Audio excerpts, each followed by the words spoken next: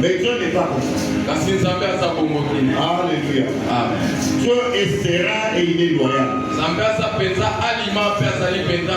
Avec ce Dieu-là, tu peux t'asseoir tranquillement. Tu sais, quand on est tranquille, on croise les jambes.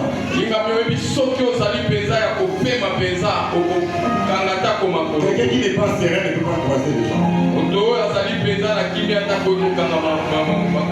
Dieu est dans l'alliance avec Dieu. Abraham était tranquille parce qu'il savait qu'il était dans l'alliance avec Dieu. Quand on lui a dit que tu vas enfanter un fils, il était serein.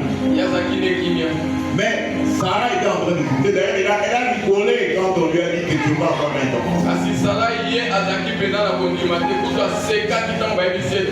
Sarah a rigolé, elle a dit, mais à mon âge, je sais que je vais encore venir ici.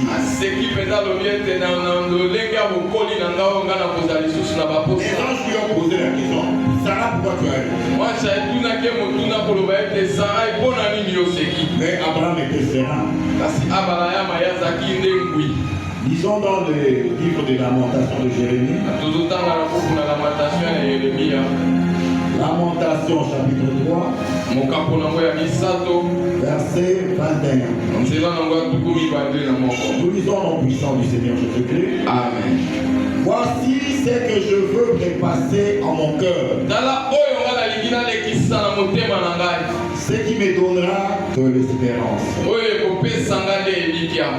Bien-aimé, nous devons rappeler à Dieu que ta fidélité est grande.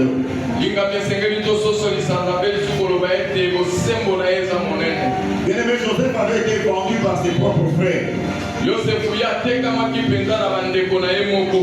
Il a été vendu à des inconnus.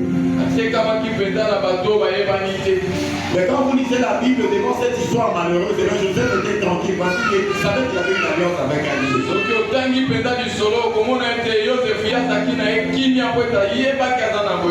Joseph connaissait les capacités de ce Dieu-là qui prie. De même, bien-aimé, ce matin, tu dois connaître ce Dieu sur qui tu as confiance.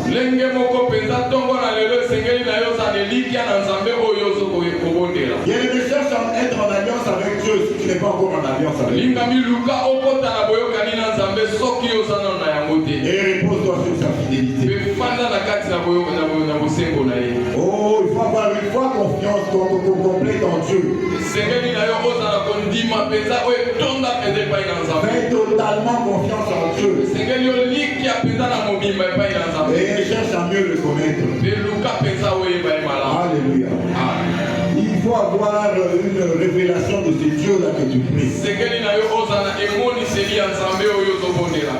Si tu connais ce Dieu que tu pries, le monde peut se bousculer tout autour de toi, toi tu seras tranquille.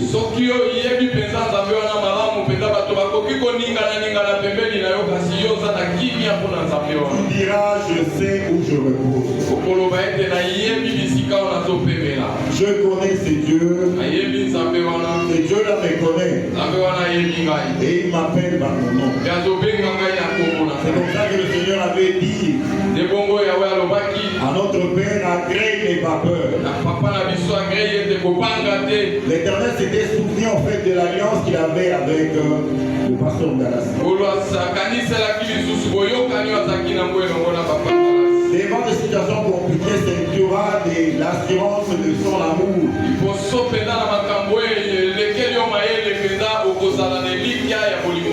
Bien-aimé, dès que vous êtes assis là, chacun sait ce que Dieu avait fait pour lui hier.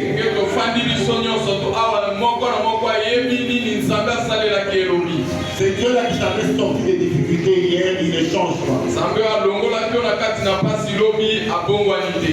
Daniel avait été jeté dans la fosse au lion. Mais la fidélité de Dieu avait fermé la gueule de tous les autres lions. Il disait déjà avant Daniel qu'il est le lion de la tribu de Juda.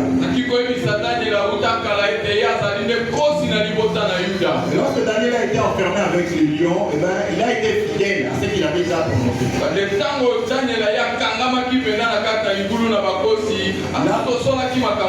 Il a fermé la gueule à tous ces lions-là et ces lions n'ont pas dévoré Daniel. De même, les compagnons de Daniel, Shadrach, Meshach et Abednego,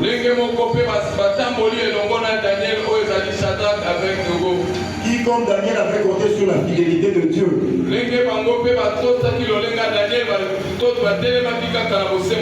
lorsqu'ils ont été jetés dans la fournaise ardente,